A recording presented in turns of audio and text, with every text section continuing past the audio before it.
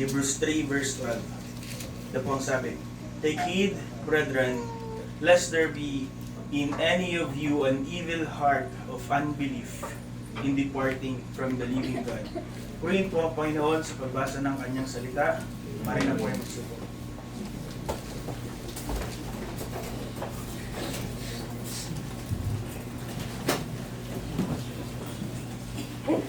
Naway na-establish na po natin sa iglesyang ito na walang maliit na kasalanan, walang malaking kasalanan.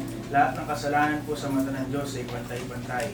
At lahat ng kasalanan ay sapat para tayo po ay bulid sa impyerno. Ngunit hindi rin po natin may tatatwa na may mga kasalanan na tila baga mas skandaloso, mas takaw tingin, may mga kasalanan na tila baga mas kailangan ng atensyon pagka atin po itong nakita sa iglesia. May mga uri ng kasalanan, if I may say, na mas nakaka-alarma pag atin po itong nakita sa iglesia. Pag ito po, ang mga klaseng ito ay lumutang sa isang iglesia, halos lahat na kabuuan ng iglesia nararamdaman ito.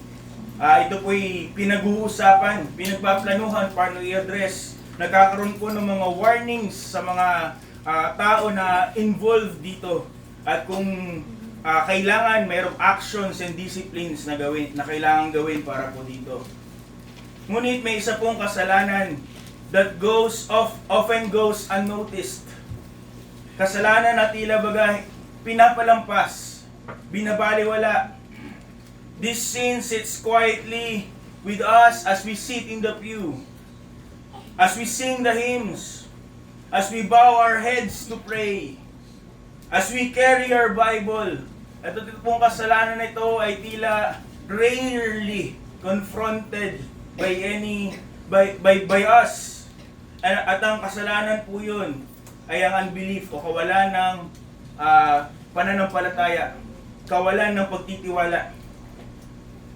At yun po yung pangalan, yun po yung characteristics na ating pag-aaralan ngayon na hindi po dapat nakikita sa mga mananampalataya. Ang kawalan ng pananampalataya. Unbelief doesn't usually look dangerous para sa atin, para sa human standards. Hindi po ito nagsisisigaw na ako'y kasalanan.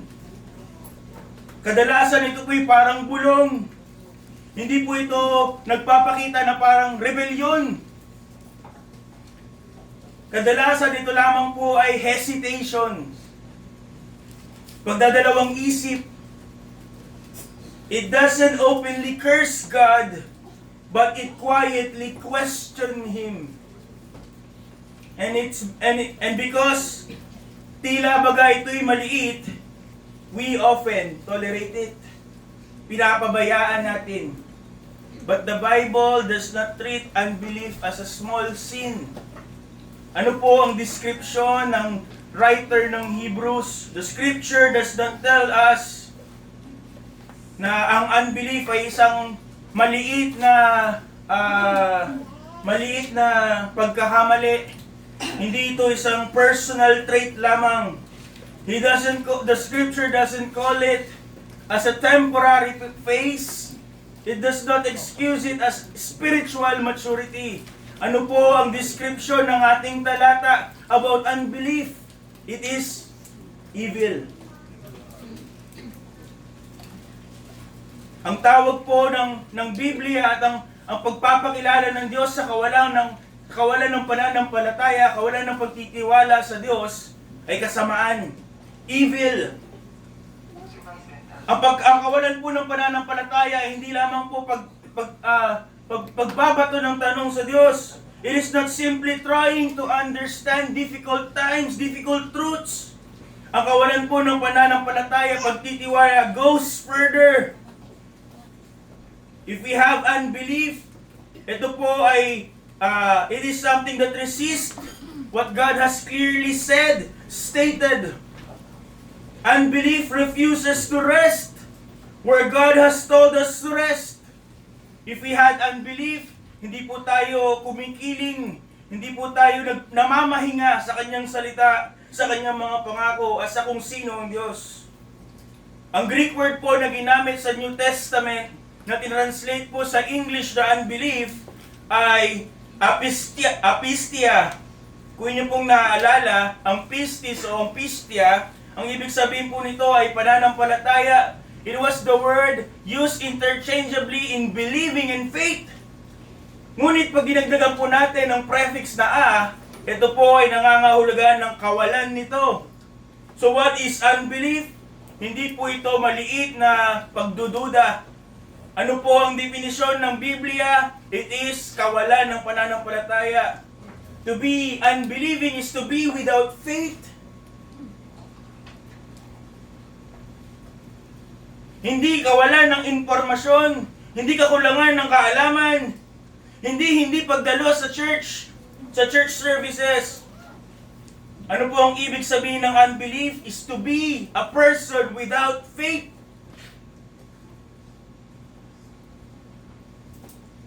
Katulad ng ating napag-aralan kaninang umaga, maaring tayong may alam na mga katotohanan tungkol sa Diyos, but still not trust it. Still not trust Him. Sabi po ni John Owens, unbelief is the great sin that binds all other sins together. Sa madaling salita, lahat ng mga akto ng hindi pagsunod, pagsalansang, lahat ng mga kasalanan na ginagawa natin sa harapan ng Diyos, it all started with a simple unbelief. It started the moment that we have decided that we cannot trust God. And that we have decided that we must trust ourselves. Ang kawalan ng pananampalataya ay katulad po ng isang may karamdaman, katulad po ng ating pagsasalarawan kaninang umaga. Nasasabihin sa doktor, napakagaling mo, Dok. Ikaw ay napakahusay, but refuses to take the medicine. Magpapa-check up, pero hindi tatanggapin yung gamot. Sounds familiar.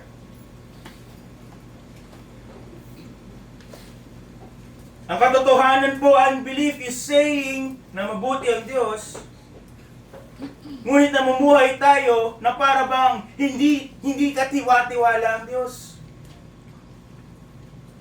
Ito'y pagluwalhati sa Diyos sa pamamagitan ng ating mga labi, ngunit sa ating puso, siya ay ating pinagdududahan. Yung kanyang kabutihan, yung kanyang mga pangako. And what makes unbelief so dangerous is that it can live side by side with religious activity. Pwedeng nandito tayo, ngunit tayo may kawalan ng pananampalataya. We attend church faithfully, but we doubt God in our lives.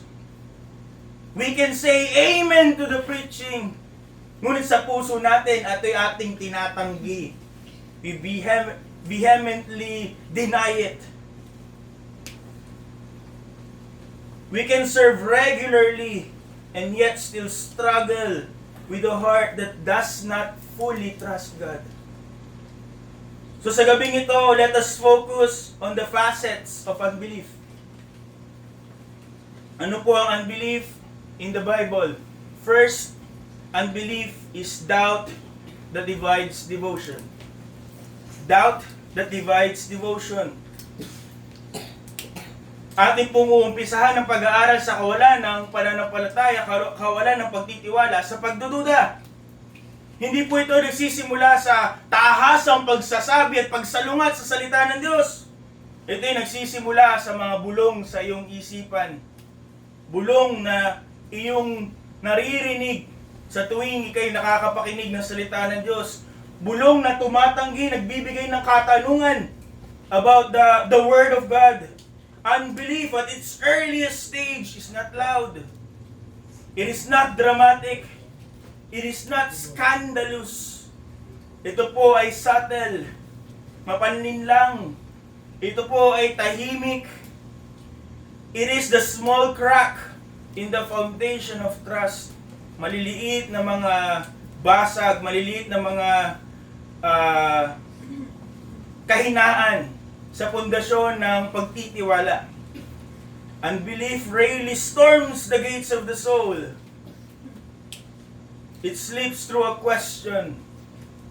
It makes believers hesitate. Binibigyan ng pagdadalawang isip ang mananampalataya about what God had clearly said. Hindi po ba't yun ang first temptation na mababasa po natin sa Biblia? In Genesis 3:1. Sige po, basahin niyo po para sa akin. Reading begins. Now the serpent was more subtle than any beast of the field which the Lord God had made. And he said unto the woman, Yea, had God said, Ye shall not eat of every tree of the garden? Hindi ka, sa unang temptation, sa unang atake ng Satanas sa sangkatauhan, hindi niya ito sinimula na sinabi, ang Diyos, hindi mo dapat magtiwalaan ng Diyos. Ang Diyos ay hindi katiwa-tiwala. Ngunit binigyan niya po ng onting duda, onting question, a little hesitation of what God had said. Ano po sabi niya? Yeah, had God said? Sinabi ba ng Diyos? It was not an open attack to God's existence. He did not curse yung pangalan ng Diyos. Hindi niya sinabi kagad kay Eve, mali yung sinabi ng Diyos, ito ang gawin mo. Ngunit ang ginawa po ng Satanas, nagbigay po siya ng binhi ng pagdududa. He introduced hesitation. At kanyang kinuha what God had spoken clearly. At sinabi niya kay Eve, ito ay under review. I-review mo muna. Tama ba yon? Totoo ba yun? In that moment, God's word was not outright rejected. Tila baga it was, the devil was trying to suspend it. At bago i-execute, bago sundin, sabi niya, meron kang karapatan para questionin. He put God's word in trial before human reasoning.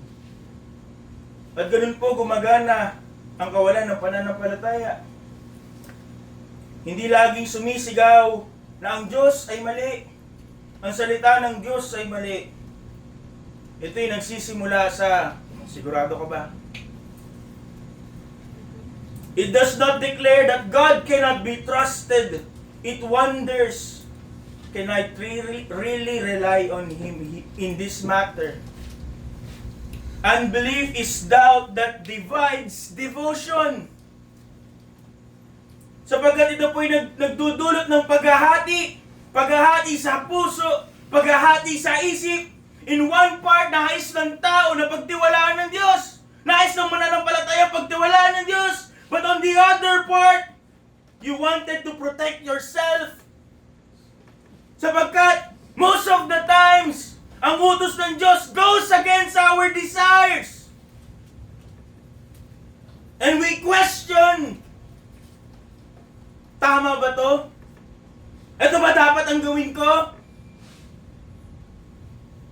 One part leans toward faith, and one part leans toward fear. Sinabi po ng kapatid na Santiago in James 1:6, nabasa po natin kanina, He that wavereth is like a wave of the sea, driven with the wind and tossed.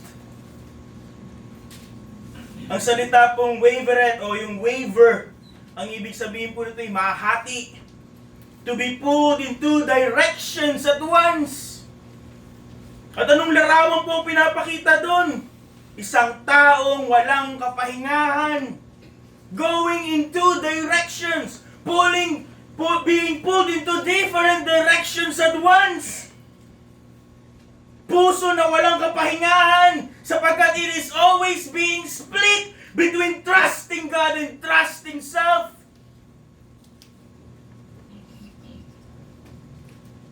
At anong Napaka-miserable ng taong may kawalan ng pananampalataya. Sapagkat that person is always in motion, ngunit walang progreso. Laging nag-iisip, ngunit doesn't go into a conclusion. Laging may aktibidades, pero walang pinatutunguhan.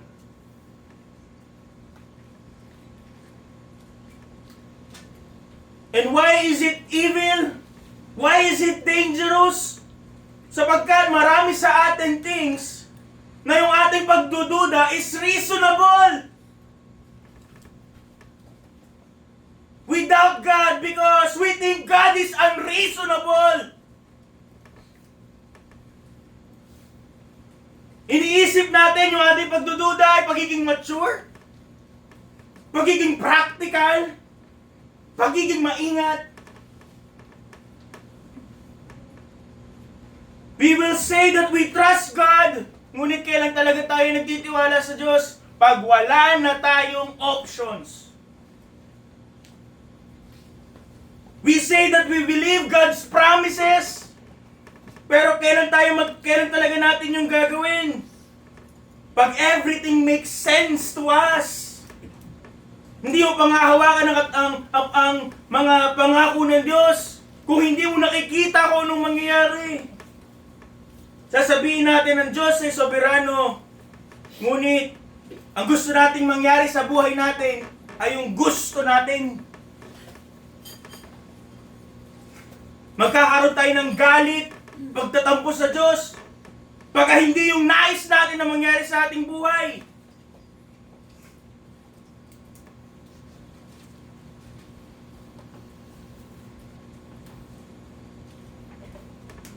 And that's the subtlety of unbelief.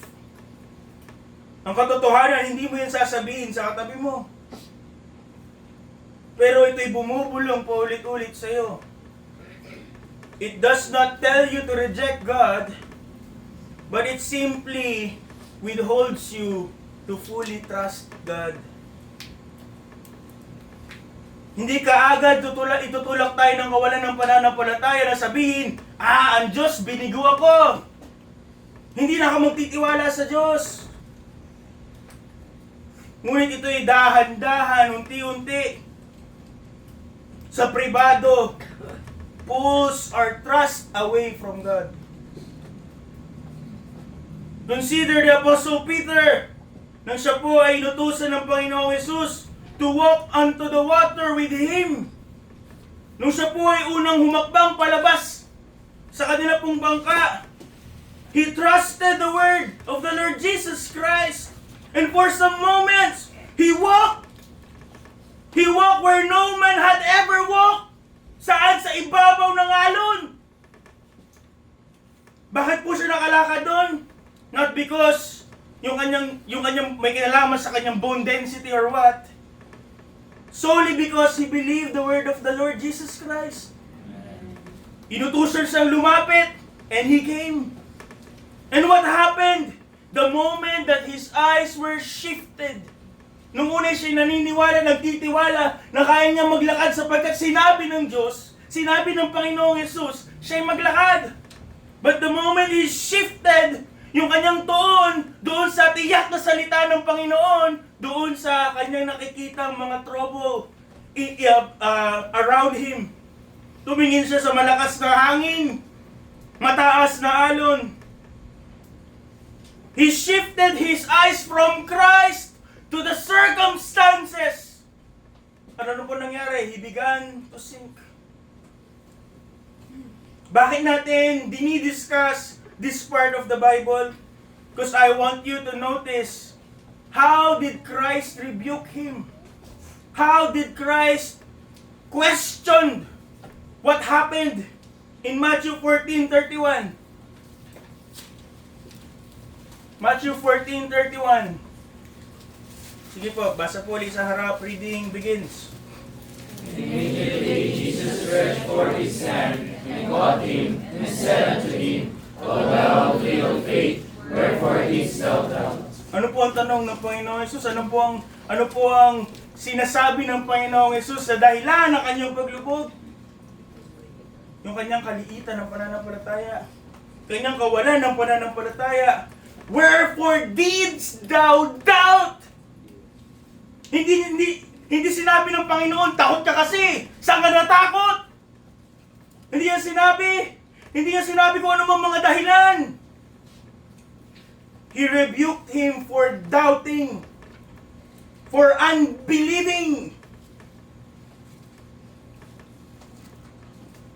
At ang kawalan ng pagtitiwala, ang pagdududa, ang pagdududa po is when fear overruled trust.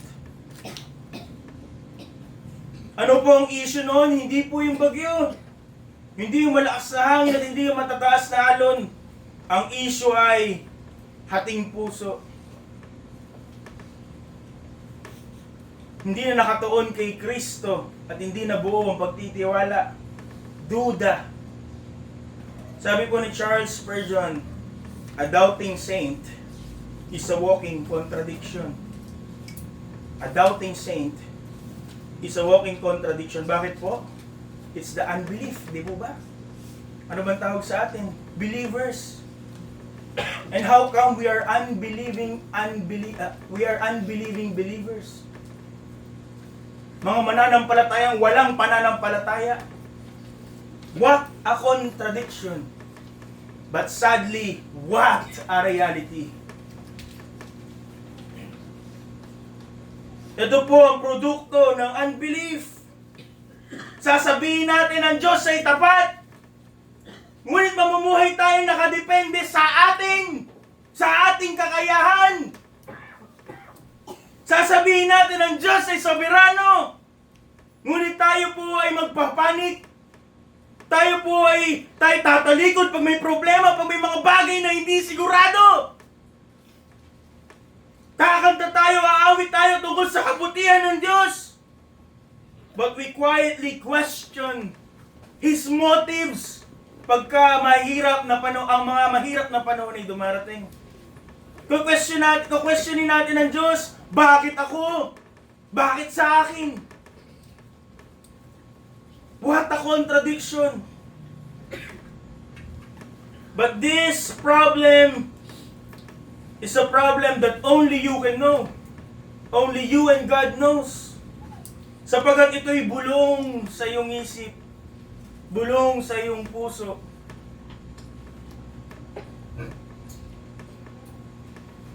So the searching question, mga kapatid, that we have to ask tonight is that, is our devotion whole?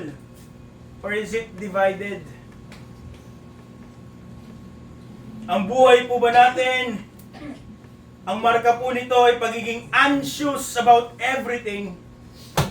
Or is it marked by a childlike trust?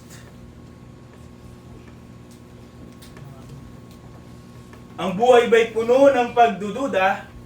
O ang buhay ba natin ay puno ng pananampalataya at pagtitiwala na kagaya ng bata sa kanyang magulang? Not only that, notice with me the facet of unbelief in defiance that denies direction. Sa kakahati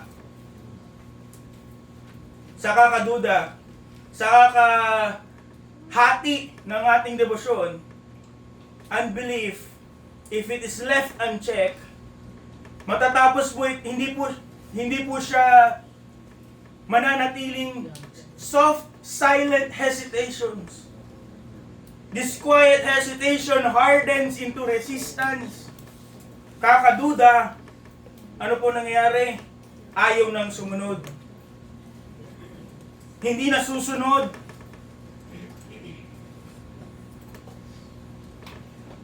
What starts in the heart eventually rules the will. Sa pagdududa, ang question po is, ano yung salita ng Diyos? Ang pagdududa ay ang kanya pong tinitira yung salita ng Diyos. But when we let it cultivate, kung hindi natin i-address ang ating silent doubts, it will turn into defiance, rebellion, pagiging hindi masunurin, pagiging masuwayin. Doubt, question God's word. Defiance resists God's will. Hindi na tinatanggap yung kalooban ng Diyos. Ngunit hindi po ito biglaan. It is a gradual process. In every small doubts that we entertain and we don't address, it grows into hesitation, and hesitation becomes postponement, and postponement begins refusal. Yung duda, magiging tsaka na. Yung tsaka na, magiging hindi na. At yung hindi na will become open rebellion, disobedience. We have been warned by the writer of Hebrews about the Israelites in verse 19 ng Hebrews 3. Ano po ang sabi ng writer ng Hebrews? So we see, ito po'y tumutukoy sa mga Israelita when they were trying to go into the promised land. So we see that they could not enter in because of unbelief. So hindi na po ito basta duda. Hindi na ito basta doubt. Makikita po natin, alam natin ang kanilang storya. Ang mga Israelita po ay walang alam sa kapangyarihan ng Diyos. Yung generation ng mga Hebreyong ito, they witness the 10 plagues na pinadala ng Panginoon sa Egyptio para sila ay mapalaya. Sila ay tumawid sa pulang dagat. Nung ang Diyos po ay hinati sa pamamagitan ni Moses ang dagat na yon, at sila po ay tumawid sa tuyong lupa. Nakita nila kung paano yung parehas sa dagat na yon, na sila po ay nakatawid ng ligtas, ay ginamit ng Diyos para lamunin yung mga kaaway na humahabol sa kanila. Sa ilang ang Diyos po ay nagpadala ng pagkain sa kanila sa pamamagitan ng tinapay mula sa langit. Sila po ay uminom ng tubig in an unconventional source from the rock. Walang issue sa kapangyarihan ng Diyos sa kanila because they have experienced it. Ang problema po, nung pagdating po nila sa Kanaan, hindi po sila nagdududa sa kapangyarihan ng Diyos. Hindi na lang sila nagdududa sa kapangyarihan ng Diyos. They don't want to do what God had commanded to them. Inutusan silang kubkubin ito. But because they have been doubting God, yung kanilang doubt turned into defiance. They refused to follow yung direction ng Diyos para sa kanila. And it started with little doubts. Their quiet hesitations. And it finally turned into defiance of God's will. Nakita nila kapangyarihan ng Diyos for them to be delivered out of the house of bondage from Egypt.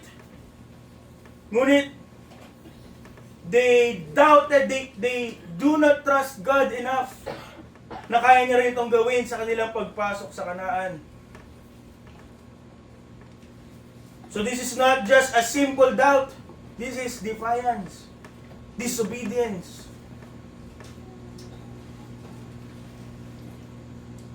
Sa New Testament, pagka po nakita natin yung word na disobedience, ito po ay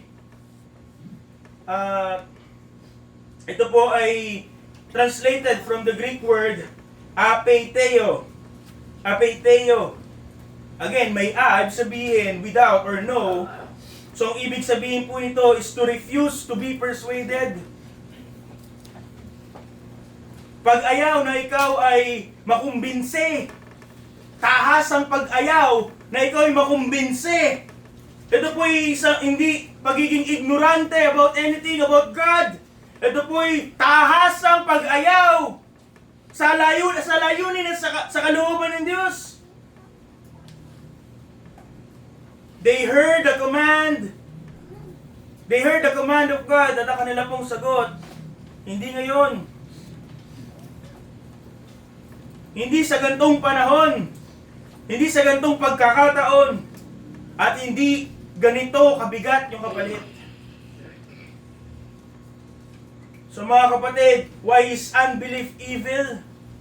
Because if the unbelief in the form of doubt ay hindi po natin i-address, left unchecked, it turns to defiance. Rebellion against God. Refusing kung ano yung kalooban ng Diyos. The first stage of unbelief is uncertainty. Meron kang uncertainty na dapat mo bang pagtiwalaan ng Diyos. But this stage of unbelief is certainty. But not certainty on God and His will, but certainty na hindi mo ito pipiliin yung kalooban ng Diyos. That you will choose otherwise. Certainty that you will choose your own will.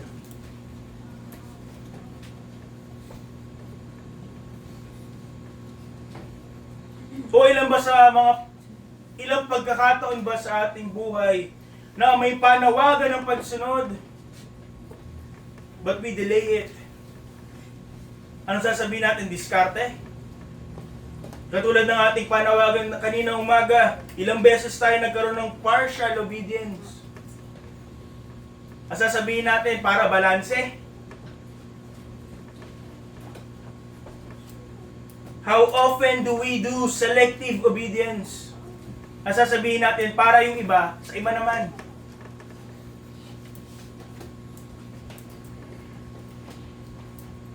Katulad ng ating mensahe kanina umaga, delayed obedience is still disobedience. Partial obedience is still disobedience. Selective obedience is still disobedience. At this part, unbelief whispers, kung susundin ko ang Diyos, hindi na ako may control sa buhay ko.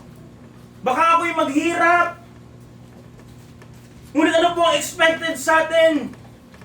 Faith should reply, if I obey God, I trust God with the outcome. Hindi nakabatay sa kontrol ko, sa paghihirap ko, but rather, the outcome, yung outcome na mangyayari doon is dependent upon God. All I have to do is obey. Maliwanag, simple, diretsa. Sinabi po ng Panginoon, sa ganitong pagkakataon, paano niya sinagot ang unbelief? In Luke 6:46, why call ye me, Lord, Lord, ngunit hindi niyo ginagawa ang mga bagay na sinabi ko? Ang Panginoong Yesus ay Panginoon, ngunit tayo ang Panginoon ng buhay natin. What a walking contradiction. To call Him your Lord, yet you make yourself your Lord, is to live as a walking contradiction. Ang pagiging Panginoon ng Panginoong Yesus ay hindi po titulo. Ito po'y relasyon.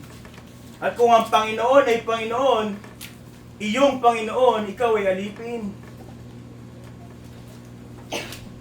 But unbelief says otherwise. So next po, makikita po natin, unbelief in the deadenedness that does discernment. Pag sinabi pong deadened, ang ibig sabihin po nito ay proseso, deadenedness, proseso ng pagiging manhid, pagkamanhid. Katulad ng mga diabetic, lalo sa mga end stages, wala na silang pakiramdam in their lower extremities. O kaya na may katulad ng mga may ketong, wala na silang kakayahang makaramdam. So what we see here is that unbelief not only divides devotion, unbelief not only denies direction, the next stage is the deadenedness. O yung katulad nga po na sinabi natin, proseso ng pag-aalis ng pakiramdam, pagpapamanhid. Unbelief, if unchallenged, does not stop at hesitation or outright defiance. Ito po ay mas lumalalim. Ito'y nagpapatigas ng puso. Ito po'y nagpapabulag ng konsensya.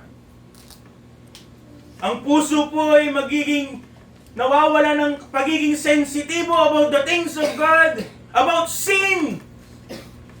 And the soul becomes numb to God's truth. We have been warned again by the writer of Hebrews in verse 8. Ano po ang sabi? Harden not your hearts as in the provocation in the day of temptation in the wilderness. Yung salita pong harden comes from the Greek word sklerino. Sklerino. Na ang ibig sabihin po ay gawing matigas. Gawing hindi na gumagalaw.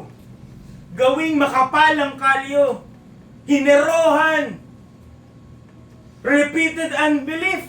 Mga kapatid, paulit-ulit nakawala ng pananampalataya. Small doubts that we allow in our hearts to linger. Instead na dapat iwinaksin na natin sa ating isipan, patuloy nating iniingatan sa ating puso.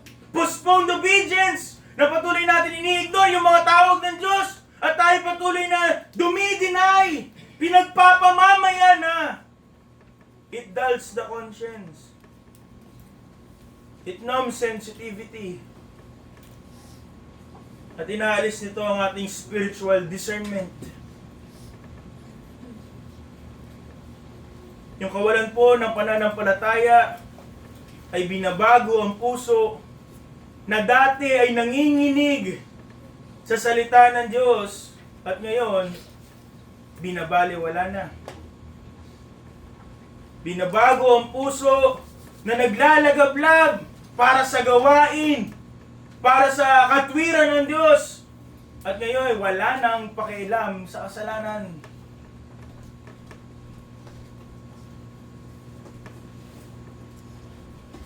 And this is the subtle decay of the church and the soul. Dahan-dahan, tahimik, but slowly and steady and surely, ito po ay nagiging parang cancer. At tuluyang sisirain ang kaluluwa. Not that tayo po'y mawawala ng kaligtasan, but yung spiritual enjoyment, hindi na natin maranasan.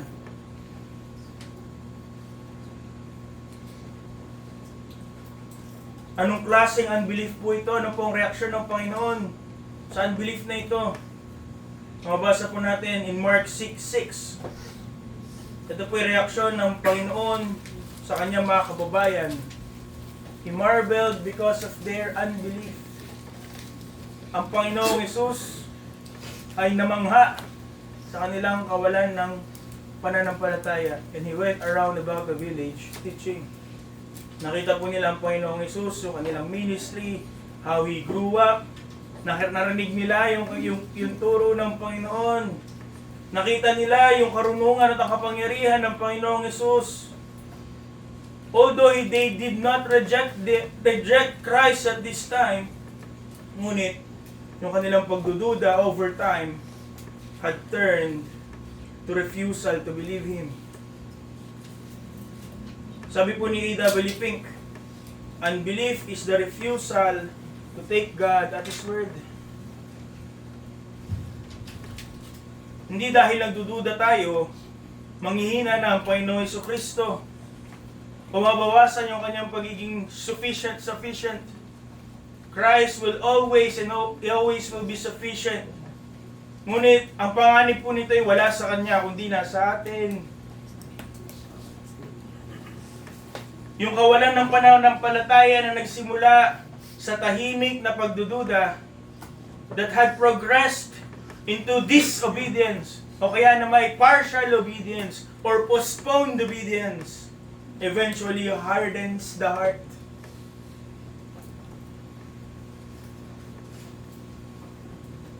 Ginawang manhid ang konsensya. At hindi na, at sa pamamagitan nito, hindi na makaranas ng tunay na kaligayahan. At tumigil na ang paglago spiritual. Every hesitation, every not yet, every postponed obedience, kung ito po'y ating ipagpapatuloy, will little by little chip away our sensitivity. Sensitivity about God's truth, about God's will, until ang ating puso ay makalyo na. Wala nang nararamdaman, hindi na makonvict, hindi na makonsensya.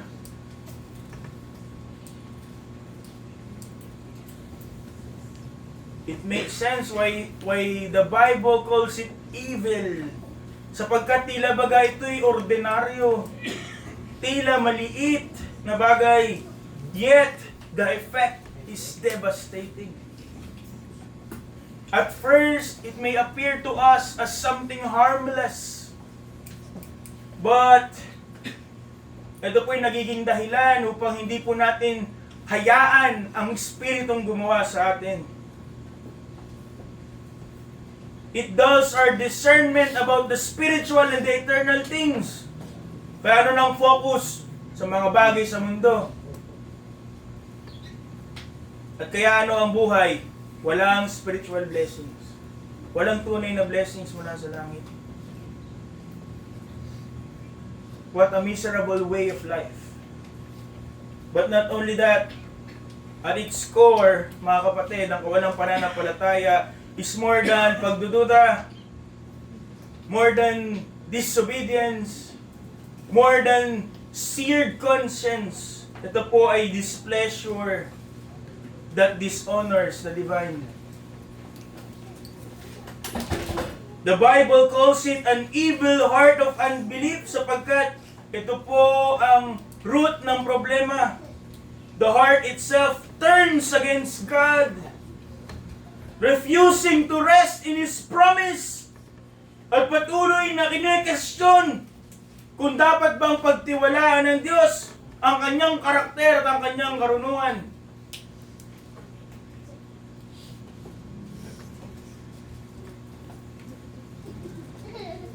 Ang kawalan po ng pananampalataya doesn't just stay in the mind. Ito po'y nagre-resulta, lumalabas sa ating mga aksyon. Ano po ang end game ng unbelief? Kung ang end game ng hearing is to be a doer, the end game of unbelief is to lead the unbelieving person to depart from the living God. In Hebrews 3:12, ano pong sabi sa ating pong key verse 3:12. Take heed, babala, brethren, lest there be any of you an evil heart of unbelief. At ano po ang end game? Ano po ang goal ng unbelief? In departing from the living God. The result is that it leads to departing from God. Wala nang subtlety. Hindi na tahimik. Hindi na nag-hesitate. Hindi na tsaka na susunod. Ano po nangyari? Tumatalikod. Nagsimula sa maliit na kawalan ng pananampalataya, pagdududa, inalagaan, nauwi sa pagtalikod. Yung puso na hindi kaya magtiwala sa Diyos, ay aalis at lalayo sa Diyos. Para saan pang intimacy with God if you can't trust Him? If you can't obey Him? And if you can't obey Him, you will not experience His joy, His peace.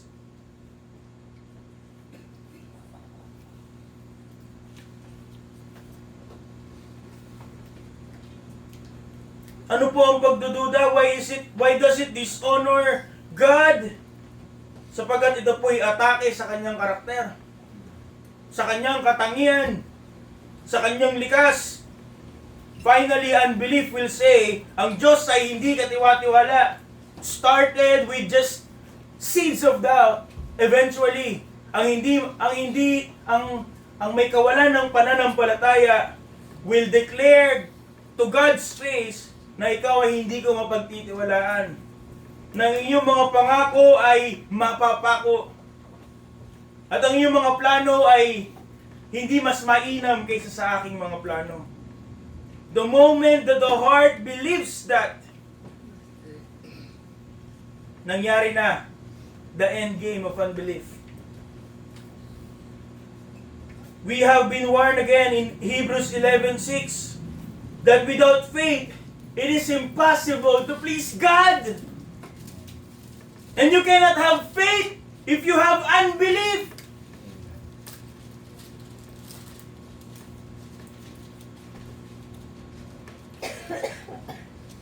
Sa karakter ng Diyos, sa kanyang pangako, at sa kanya pong covenantal love, sasabihin ng may pananampalataya, I trust thee, thus God is honored. Ngunit, sila na may kawalan ng pananampalataya, again, hindi po ito unbelievers, but unbelieving believers. Unbelief doubts God's character, God's promises, and His covenantal love. Therefore, it grieves Him. It dishonors Him.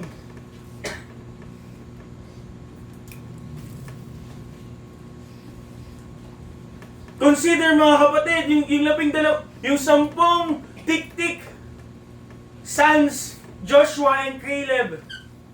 Nung nakita nila na totoo yung sinabi ng Diyos, ang lupa ay is flowing with milk and honey. And they have acknowledged the mighty hand of God in delivering them out of Egypt. But came trusting God to bring them into the promised land. They refused. And what does it reflect? Yung kanilang kawalan ng tiwala sa Diyos. And how did God responded sa kanilang kawalan ng tiwala? God responded by this in Numbers 14:27. Hindi niya sinabi, magtiwala lang kayo. Naunawaan ko yung malaking task at hand. Ano po ang sinabi ng Panginoon? How long shall I bear with this evil congregation, which murmur against me? God does not tolerate unbelief because it is an attack to Him. Ang Diyos nyo ba hindi mapagkakatiwalaan?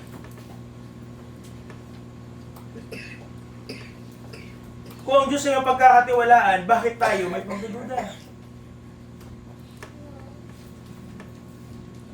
Sasabihin natin, hindi naman tayo katulad ng kanila eh. But in every parts of our life, ano ang ginagawa natin pag may problema? Pag may mga bagay na hindi ayon sa ating kagustuhan, we complain instead of praying. That's unbelief. Pag may mga suliranin, pagdurusa, ano ang ating reaksyon? We worry instead of worshiping. That's unbelief.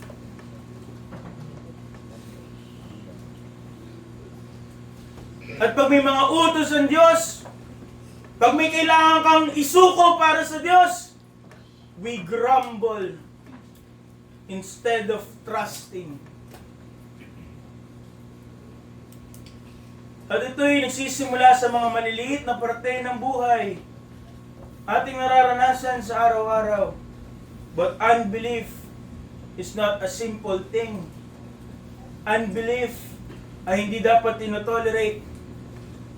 Because as we entertain unbelief, little by little, ilalayo nito ang ating puso mula sa Diyos. Sabi po ni R.C. Sproul, to doubt God's promises is to slander, yurakan, pasinungalingan yung kanyang karakter, yung kanyang likas. It is to slander His name Mga kapatid, unbelief is not a small sin. Hindi po ito isang teorya lamang. Although it starts quietly, in the quiet moments of our lives, in our hearts, it grows subtly. At ang ending, devastation.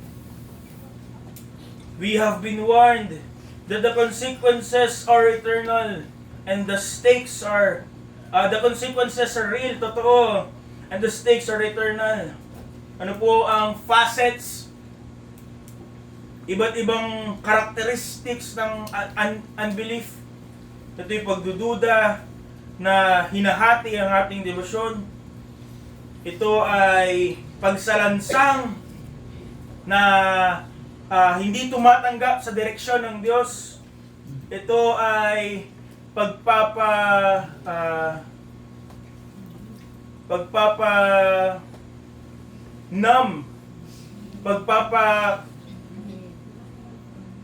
kawalan ng pakiramdam, pagpapamanhid, pagpapamanhid ng ating discernment about the things of God. And lastly, it is a displeasure. It dishonors ang Diyos na mabuti, ang Diyos na tapat, ang Diyos na maawain, ang Diyos na mahabagin. Every time we exercise unbelief, it dishonors Him. Kaya no wonder the Holy Spirit described unbelief as not something that is simple, something na pwede mong pabayaan. It was described as something that is evil. People who are unbelieving are, ano po ang tawag ng Panginoon kanina? Evil generation.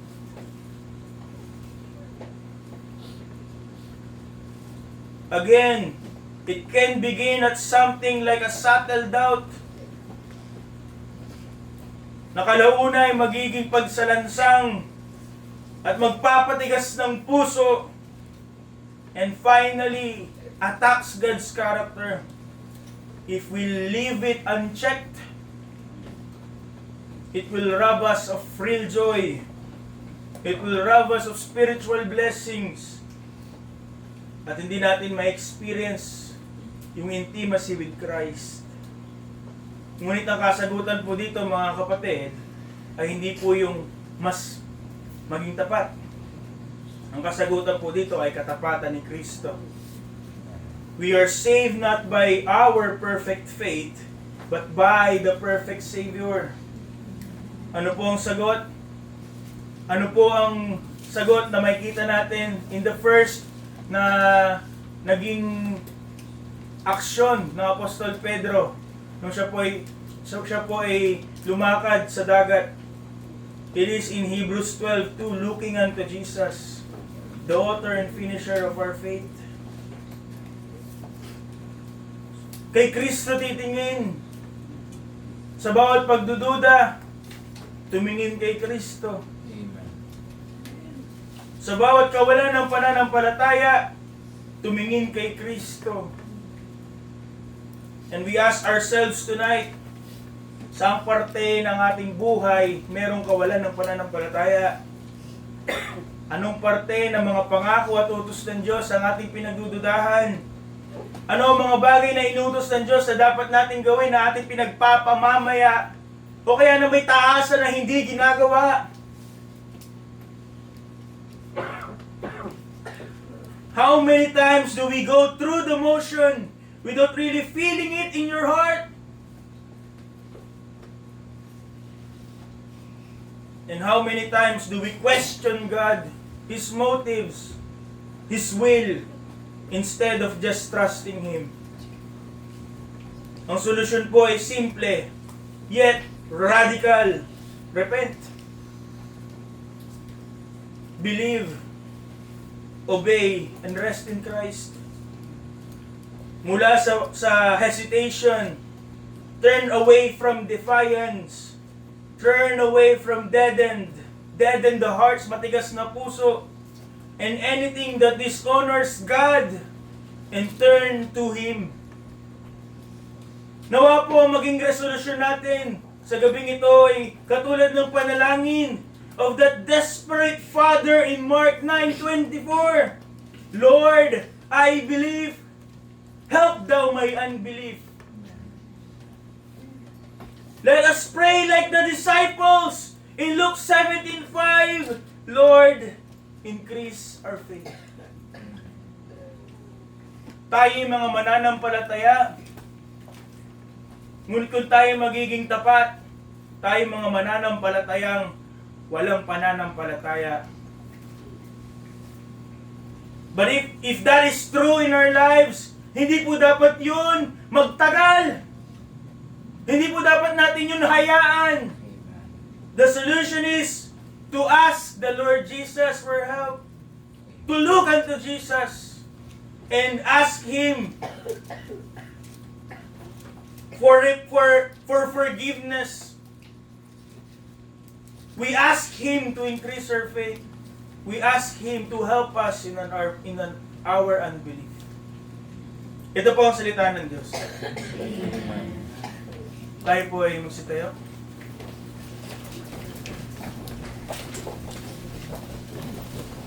Tayo po ay manalangin.